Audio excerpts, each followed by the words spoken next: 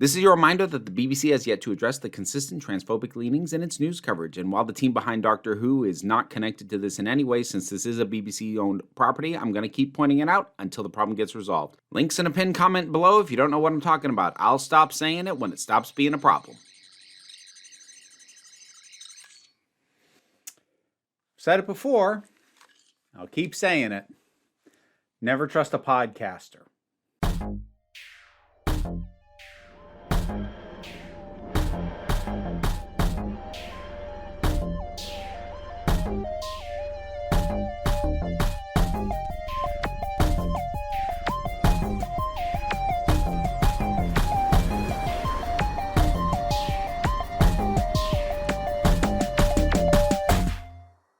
And now for your reminder that the Council of Geeks podcast feed is currently playing host to Frack This Podcast that I do with Jesse Gender. Hey, everybody! How you doing? So, lucky day. Latest episode from Doctor Who. We're going to be getting to spoilers relatively quickly, although not immediately, because I am going to kind of talk about this in two halves. I'm going to talk about pre-twist and post-twist. So, this is a Dr. Light episode, which in and of itself, not unusual. I'm not going to go so far as to say we get one every season, but they are not abnormal. That having been said, we did have two in the previous season.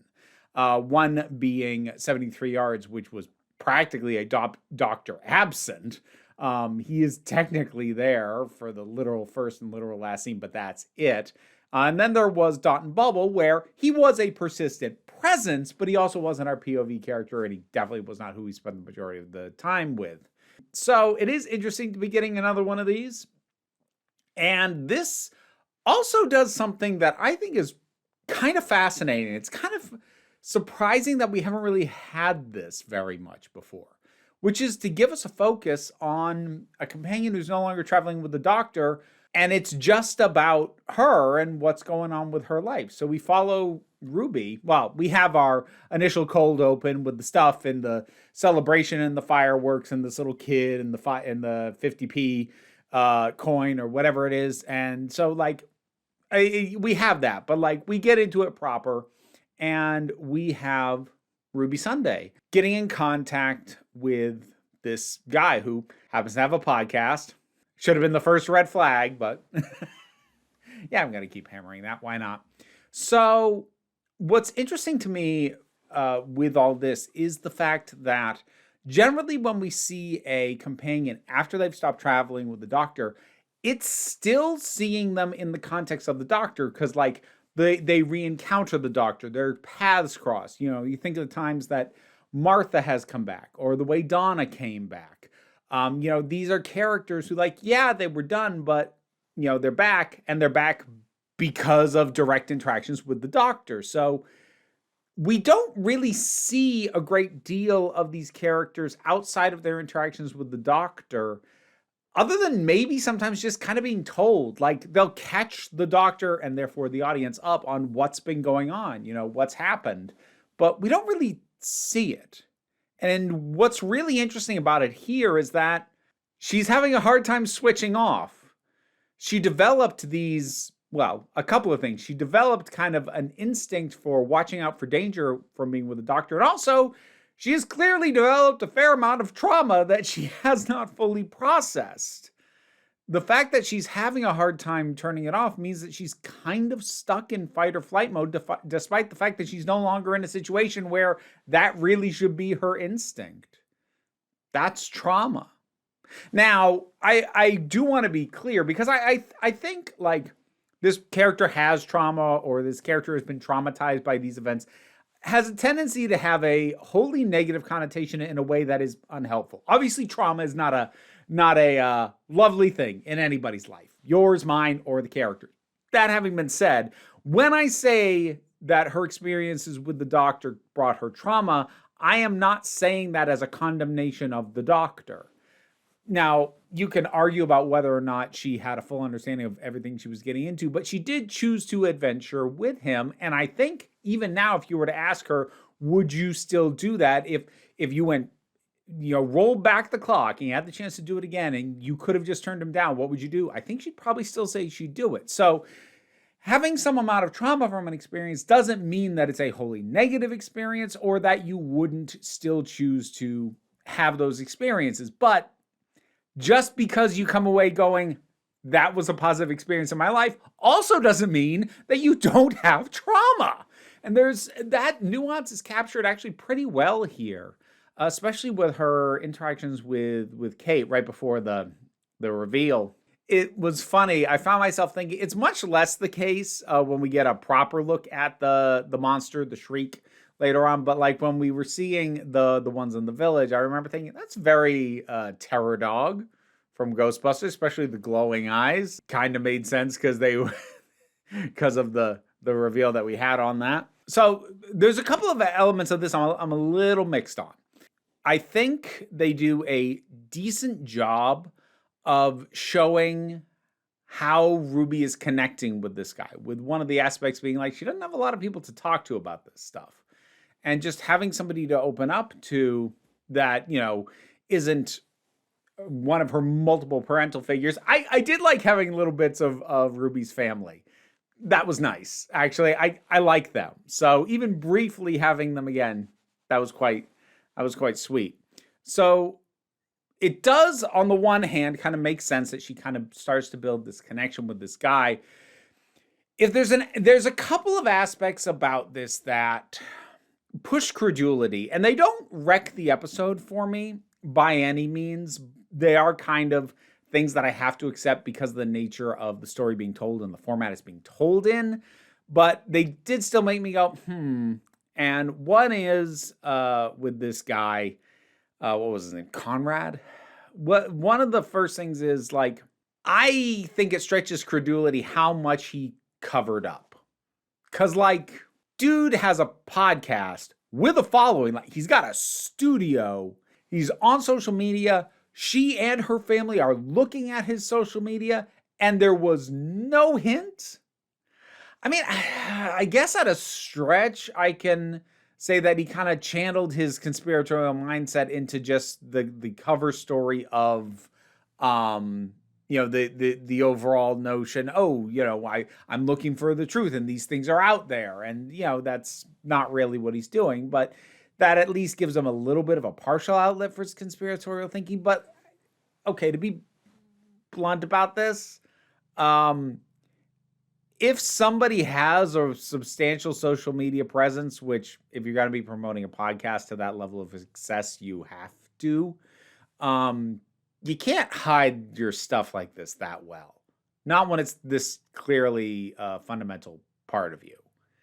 Like if you think about the times that it has come out about somebody of note, these horrifying beliefs, the times that it has felt like it came out of nowhere was from people who had minimal online presence, meaning like we just didn't know them that well at all.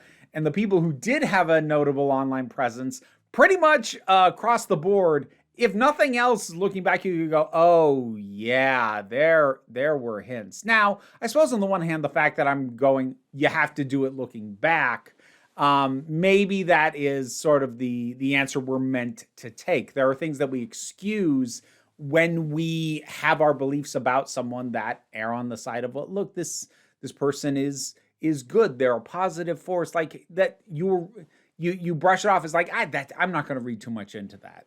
I suppose that makes sense, but I guess for the amount of time that they have, they don't really get to explore it, and we're kind of just asked to accept up front that nobody noticed. Again, I'm not going to let myself get any more hung up about it. I think I spent more time talking about it than it actually even warrants, but there was that. The other thing has to do with the resolution, but I'm going to circle back onto that because there's some aspects of not only conspiratorially minded people, but conspiracy grifters in specific that I think this nails. Like it gets really, really well. A couple of other things I want to hit before we get to the twist and what's after that. I actually really liked the visual representation of Ruby talking him through like what would happen if this thing was still free and now that he's been marked, and the camera just kind of pans around her as like the lights flicker and go out, and there's this thing out there, like just the visual representation of that, really nicely stylized. I dug that a lot, because it would have been perfectly acceptable and also a heck of a lot easier to either just cut to like an imagined realization of what it was as a full cutaway from this, or to just have the camera focus on her and let her sell it as an actress, which I do think she could do.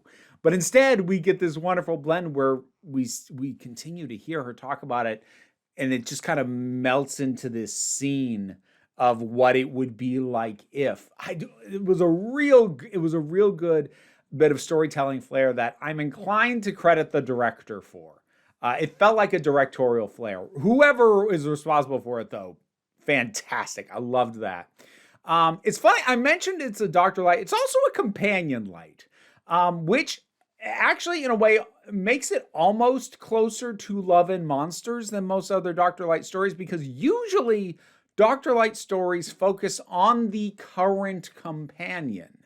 So, things like Turn Left would be an example of that. And also, to a certain degree, The Girl Who Waited. So there are things that are companion focused and therefore Dr. Light. But this one is ex-companion focused. But the Doctor and the current companion are really not here at all. And the other time that I found myself thinking about Love and Monsters, oddly enough, was early on when Conrad's like sees the box and he's like sneaking in and he's taking the picture, and this sort of, what's going on? There's a monster, and it felt very Love and Monsters, which I don't know. It's kind of funny that that's something that I think is far more successful than Love and Monsters is. I don't know what his current status is. My general take on it is that it's overhated. Like, it doesn't work, but I think some of its ideas of what it was trying to do and what it was trying to say were worth doing, just not like that. But anyway, coming back to this, also at the very beginning, since I mentioned this is companion light, we get basically just one scene of Belinda, and I have to let it go because it is just the one scene. But again, we're kind of dealing with the yo-yoing of how important is it for her that they get back, because we keep running into these situations where, and I had the easiest time writing it off with Lux, where her attitude seemed to be like, okay, look, since we're here, I'm willing to have a little fun, but like, I still want to focus on getting home. Here, like, she sounds a lot more pointed about it. And again, just sort of how intently she wants to get back home seems to vary, not even from episode to episode, from scene to scene.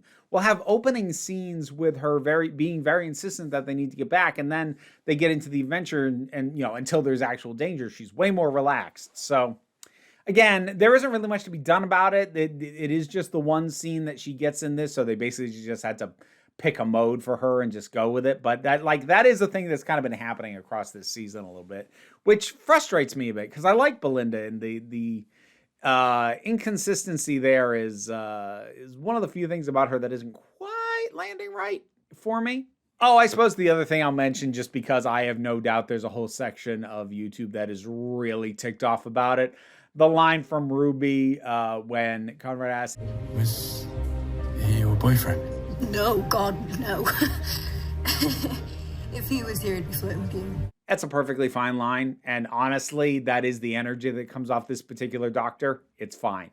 That's it. It's just, I laugh knowing how ticked off certain people are, undoubtedly, about that. That's assuming they don't otherwise feel targeted by the rest of what is going on with this, but I don't want to go down the rabbit hole of thinking about that kind of YouTube personality very much. So we shall move along. Unit! Shirley's back. That made me happy. I missed her. So I'm really glad she's back. Oh, and the, what is it? The Blinks? I liked him too. So it was nice having them back. They are definitely persisting with this Kate and Captain. I'm sorry, I forget his last name. They are pursuing that, and I'm not going to go off on a whole thing about it. I kind of went off about it already back in Empire of Death. I hate this, and not just because I don't like romantic subplots as a general rule, but also just because she's his boss, and that is innately unethical. I'm sorry, it just is. That power dynamic doesn't work. For pursuing a romantic relationship, one of them has to resign, and they're not going to. And this is not me saying that I don't want Kate to be happy. I like Kate a lot. I'd love for Kate to be happy. And he seems like a perfectly nice guy. That situation is not okay. That's just not okay. But anyways, moving on from that. It was nice to see Unit so on the ball, with sending the forces out to this village. And then we get the twist. What a piece of human garbage. And what's interesting about that, actually, is the fact that under other circumstances, I might actually say, I think you're actually making him even worse of a person than is necessary for the story. But I don't feel that here for one very specific reason. For the fact that he dated her for however long it was, to string somebody along that much, knowing that you don't care about them, and just to use and manipulate them to that degree, you kind of have to be a piece of absolute garbage. He had to be this bad to sell what he was doing and the commitment he had to have to doing it. So, yeah, I think he is as cruel and single-minded and cowardly and awful as he should be for the story being told. And it is ultimately a story of not just the conspiratorially minded, but conspiratorially minded grifters in specific, because he's using this to launch himself. He is making his platform as big as possible. He's going out and doing interviews. He wants the attention that, he's clearly, actually, given that we see other people in the think tank shirt, he's selling merch. Like, he's a grifter. And he may well believe what it is he's saying, that all this stuff is fake. He may even believe it incredibly strongly. That doesn't stop him being a grifter. This is something that I feel is important to note, especially in the current media landscape that we live in. Someone does not have to know to a certainty that they are full of crap to be a grifter. And I also want to note that the focus here is on young people. There's kind of a cliched notion that Facebook radicalized my uncle, with this idea that older generations don't have the tech literacy or what have you to realize that they're being scammed. But this kind of stuff also impacts young people, though for a different reason.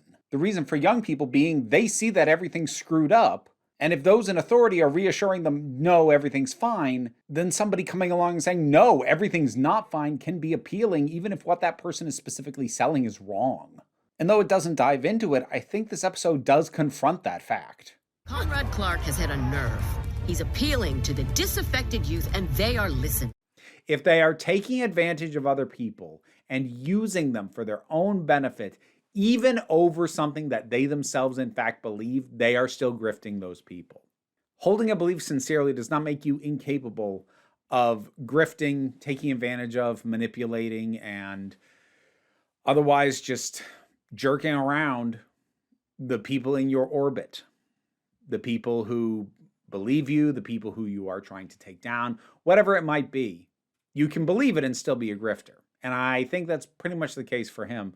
Although I also want to emphasize he very much embodies the kind of person who, he's gone so far down the rabbit hole that he can't go back. The choices are either stay where you are or go deeper. And staying where you are feels like doing nothing. And so you go deeper and you go further into it. And that's not just a belief issue. That is also a logistical one. Something I've noted in another video in the past, the one singular way that I have any degree of empathy for these right-wing grifter anti-woke types is that I suspect, not all of them, but a decent chunk of them probably feel trapped by their audience. Because they have to toe a very specific line. Regardless of what they actually think about any given piece of media, regardless of whether or not they think anything is actually good, they have to call it trash if it is something that their audience believes to be woke. And if they don't say that, the audience will rebel and or leave. And I wouldn't be shocked, and again, the episode doesn't really get into this. I wouldn't be shocked if to a certain degree Conrad might be trapped by his own audience. But I also think it's probably good that the episode didn't get into that, because that can look like creating sympathy for someone who definitely, for what he's up to in this, should not be overly sympathized with. But on the whole, I feel like that understanding was there, possibly in the writing, possibly in the performance. But I feel like some of the people involved understood that he might be somewhat trapped by his audience, and they might be radicalizing him as much as he's radicalizing them. It becomes a mutual issue. And I had a sense of that, even though I don't know how much of that was actually textually in the thing and how much of that was me bringing my own knowledge of doing this for a living, and encountering stuff that I would rather not have encountered as part of doing this for my living. So I don't know. It felt authentic. So for somebody who has some degree of knowledge of the kinds of person that this is caricaturing, not even really doing that. It's not that much of an exaggeration, but the kind of people that this character is referencing, it felt authentic. So to whatever degree you consider me to have expertise in this area, there you go. I think they got that. And I also think, I think the single truest thing that they did with him was the instant the Shriek was tased, he flipped right back. And I'm actually really glad they did that, because I want to be clear. I don't ever want to send the message that people who have fallen down conspiratorial rabbit holes cannot possibly claw their way out in our lost cause. Having said that, they have to want to get out.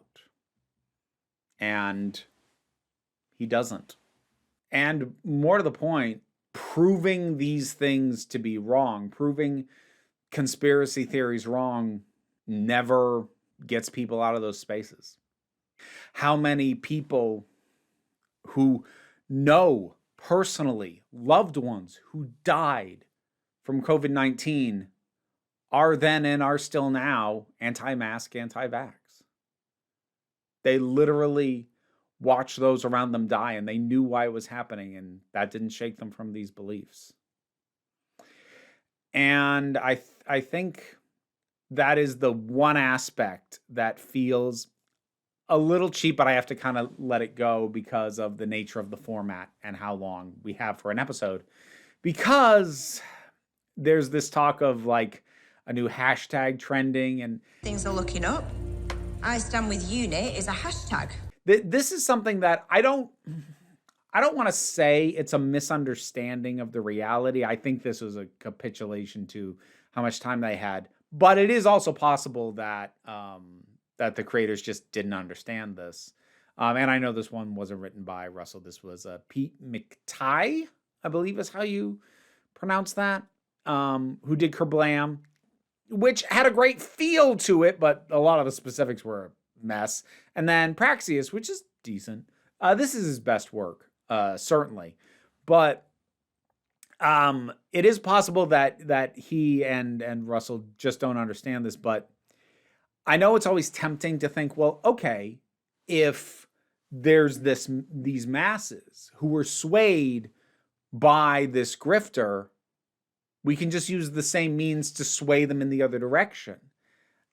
Not really. No, that's not how it works. As you get dug in and embedded in these things, you become invested in it. I know it may seem like somebody falls into that kind of conspiratorial thinking somewhat frivolously. It's often very motivated thinking. They think this because it aligns with other beliefs they already have. And I think they do capture that to a certain amount with Conrad specifically, like with him looking at someone like Shirley and going, So This you one's could collecting benefits, stealing our taxes while she lies to us. That's the kind of person that goes down this rabbit hole. Anyone who has fallen down this rabbit hole, which is going to be not all, but a large number of his followers and the people who took up his cause, they're not going to be swayed just because of what happened. Of course, that's a depressing reality that I don't blame the episode for not dealing with. Because, yeah, how do you deal with that?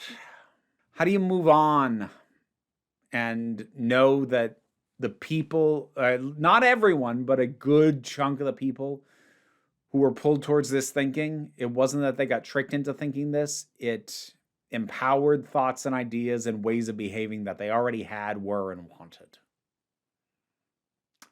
That's a hard thing to grapple with, and I don't necessarily blame the episode for not grappling with it.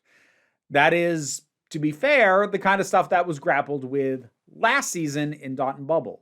But it was also the primary central focus that time around. So, I don't think it's a fault that it isn't really dealt with here. Here's the other big thing I want to talk about. I want to talk about Kate. I love what they do with Kate in this. And between this and especially in 73 Yards, her appearance in that one, I think RTD is getting much better use out of this character than Moffat, who introduced her, and certainly better than Chibnall. I like what he's doing with Kate a lot because she takes these steps that are not what the Doctor would want her to do. But the Doctor's not here. This is an energy we haven't had in Doctor Who for a while. This was something that Torchwood tried to do, but often overstepped on. Again, when I talk about Torchwood, there's a handful of good episodes, and Children of Earth is harrowing in a good way. But by and large, it goes a little bit too hard on, these are the tactics the Doctor wouldn't use, and then it just leans into it because most of the Torchwood team are terrible people. You go back and try and watch that show. But what I like about this is actually a bit more in line with somebody like, reaching back for this one. Harriet Jones, former Prime Minister. Yes, you know who she is. There was something about the resolution on the Christmas invasion that it always felt like an overstep for the Doctor to fully depose her because she makes a very simple point. I'm sorry, Doctor, but you're not here all the time. You come and go. And we don't have your means, and we can't always use your tactics. And this feels very much like Kate didn't jump to doing this. She's doing this because she needs this situation dealt with cleanly, clearly, definitively, and admittedly with a certain amount of anger and vengeance on her side. There is some of that there. And this is not stuff the Doctor would do or that the Doctor would want, but he's not here. And she is willing to go this far. And I like that. And I like that, unlike Harriet Jones, she isn't swiftly punished for that. I like that there seems to be a sense that, yeah, maybe she pushed it a little far, but she's not wrong in her overall sense. I like that. I like that. And I also like that it never becomes a point of like, she's secretly cold and cruel. No, she's not. She's pragmatic. She's caring. She has a ton of love for Ruby, clearly. But she's gonna do what needs doing when she doesn't have better options. I think that's really well done here. I liked that aspect of this episode a lot. And the funny thing is, talking about the episode, the more I talk about it, the more I think I like it. I after it was done, I was like, I don't know how I feel about that. And like in a very genuinely not knowing way. And as time went on and I thought about it, because I did not sit down immediately after watching, but as I thought about it, I was like, I think it's good. I think it's more good than bad. And now having sat down and talked about it, like there's a couple of small notes that I have, but for the most part, this is actually quite good. I think it might be the best of the season so far, for me at least. Having said that, like, I am softening on the well now that I've had more time to just sort of sit with having to accept the fact that it is what it is. I'm like, no, it is pretty good.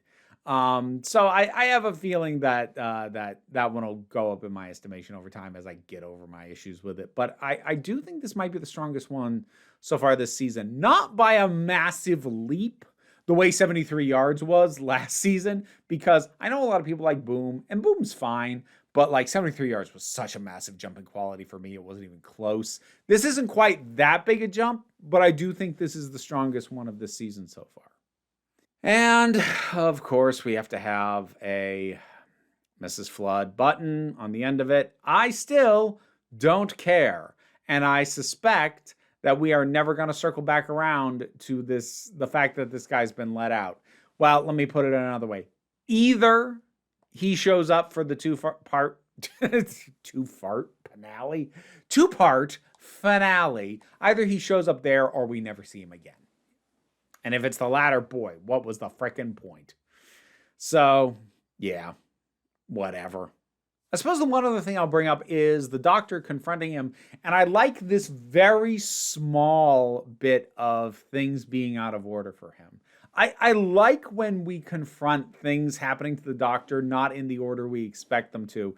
It doesn't happen all that often. And when it does, it tends to be a much bigger part of the story. Here, it's much smaller. And I like Conrad asking him, like, have you even met Belinda Chandra yet? Which actually makes me wonder if that's what got the doctor looking for her. This guy mentioning her and him being like, oh, I should probably look into that. And I don't know if that connection will be made or not. But I like that. And I like the doctor's reason for coming back. Like, you hurt my friend, dude.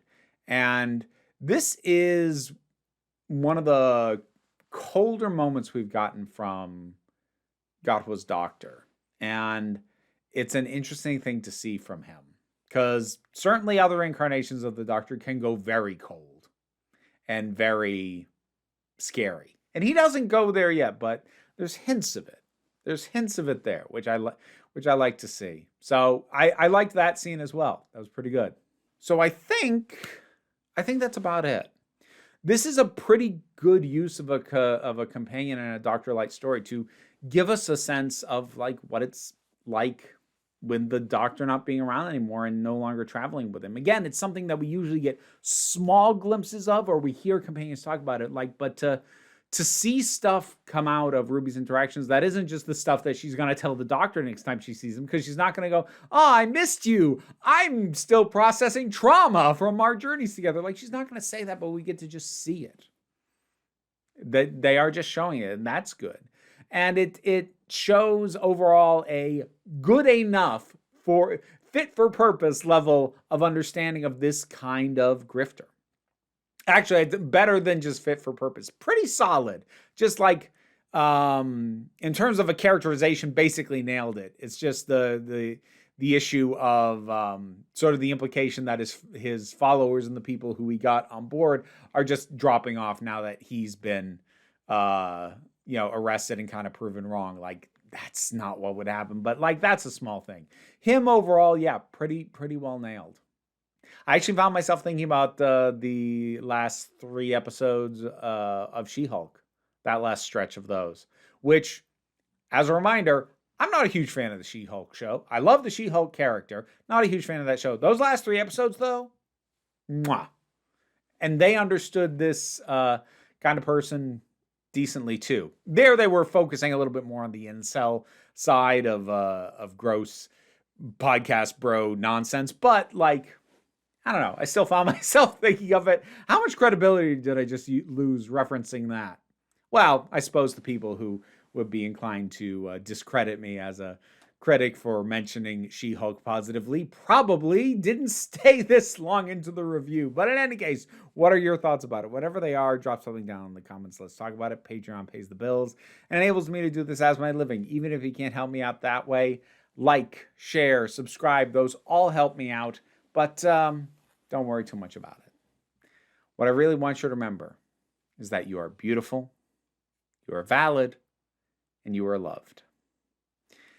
You're the council, and I am just running the meetings. And until next time, this council is adjourned.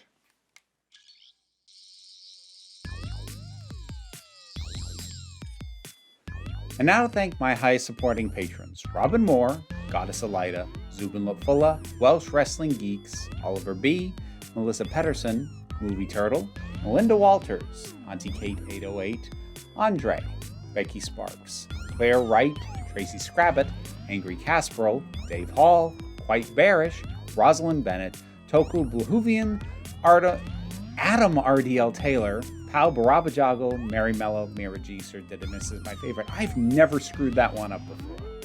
Well, if you want to hear me mess up your name, check out the rewards on the Patreon. I'm going to blame you.